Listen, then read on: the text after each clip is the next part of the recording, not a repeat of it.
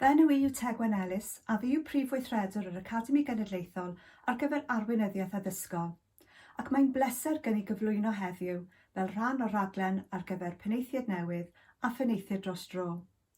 Rhaglen sydd wedi ei chymeradwyo gan yr Academi Arweinyddiaeth. My name is Tegwen Ellis and I'm the Chief Executive of the National Academy for Educational Leadership, and it's my pleasure to present today as part of the new Enacting Heads programme, a programme which has been endorsed by the Leadership Academy. Dros 20 mlynedd yn ôl, bues i'n bennaeth dros dro am 12 mis cyn I fi gael fy mhenodi yn bennaeth parhaol ar Ysgol Cynradd Sant yn Maesteg. Over 20 years ago, I was an acting head teacher myself for 18 months before being appointed as the permanent head teacher of Ysgol Cynradd Sant in Maesteg. Back then, there were no programmes of support, and this was pre-MPQH2. This is why the work of the Leadership Academy is crucial in ensuring that all leaders across Wales feel supported in their role. Gadewch I mi rannu ychydig o waith yr Academi gyda chi. Let me share some of the work of the Leadership Academy with you. Sefydlwyd yr Academi Arweinyddiaeth yn 2018 o dan ddeddf cwmnïau 2006. Fel corff hyd braich, ei brif rôl yw cyflawni cyfrifoldebau a benwyd yn hyd-destun nodau strategol Llywodraeth Cymru. The Leadership Academy was established in 2018 under the Companies Act 2006. As an arm's-length body, its primary role is to fulfil its responsibilities set within the context of the Welsh Government's strategic aims. Ei brif bwrpas yw cyfrannu at ddatblygu galluoedd proffesiynol arweinwyr presennol a darpar arweinwyr ar draws y system addysg drwy ddarparu cydlyniad a sicrhau ansawdd ar gyfer yr ystod o gyfleoedd datblygu arweinyddiaeth addysgol sydd ar gael yng Nghymru. Mae'r rhaglen hon rydych chi'n mynychu heddiw sydd wedi ei chymeradwyo gan yr Academi Arweinyddiaeth yn un enghraifft o sut rydyn ni'n sicrhau ein bod ni'n cyflawni'r pwrpas hwn. Mae yna ddarpariaethau eraill wedi cymeradwyo ar gyfer arweinwyr canol, penaethiaid profiadol a darpar benaethiad a mae rhestr ohonynt ar ein gwefan. Its main purpose is to contribute to the development of the professional capabilities of current and aspiring leaders across the education system by providing coherence and quality assurance for the range of educational leadership development opportunities available in Wales. This endorsed programme by the Leadership Academy, which you are attending, is one example of how we are ensuring that we meet this purpose.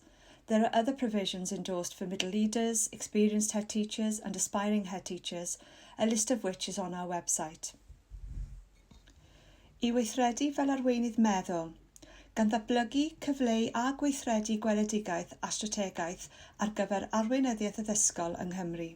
Bydd y maes hwn o'n gwaith yn hyrwyddo ymchwil genedlaethol a ryngwladol I arweinyddiaeth a byddwn yn lansio'n cyfres mewnwelediad arweinyddiaeth cyn diwedd y flwyddyn. To act as a thought leader, developing, articulating and implementing a vision and strategy for educational leadership in Wales.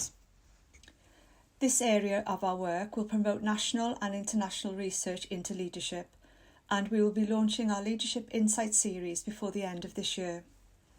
Bod yn aelod uchel ei barch a gweithgar o'r haen ganol addysgol ac yn ddolen gyswllt gyntaf i'r gweithlu addysgol ar faterion arweinyddiaeth.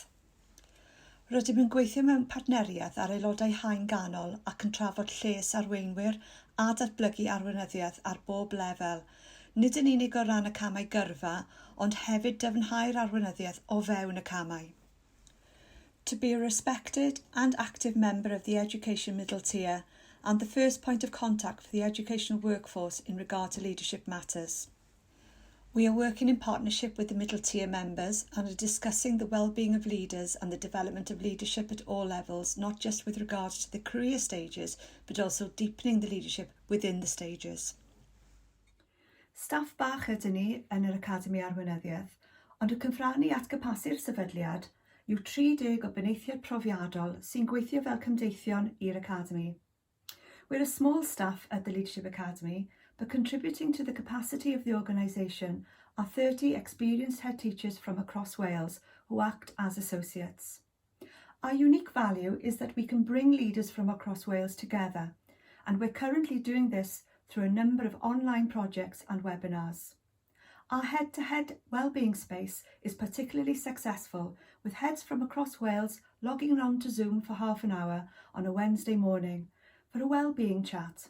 This is a safe place with just 3 or 4 heads in a breakout room. If you'd like to find out more, then please get in contact and sign up to our newsletter to find out more about what is happening with the Leadership Academy. Ond am nawr, hoffwn ddymuno'n dda i chi ar gyfer y rôl pwysig hwn o arwain ysgol, yn enwedig yn yr amserau di-gynsail hyn. Rydych chi'n gwneud gwaith gwych. Ond, os gallaf roi un darn o gyngor, dydych chi ddim ar eich pen eich hun. Cydweithredwch, gyfynnwch am gyngor, dydy e ddim yn wendid, mae'n arwydd o arweinyddiaeth cryf. But for now, I wish you all well for this important role of leadership, especially in these unprecedented times. You are doing a great job. Thank you. Diolch.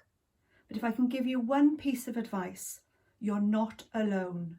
Collaborate, seek advice. It's not a weakness, it's a sign of strong leadership. Pob hwyl i chi gyd.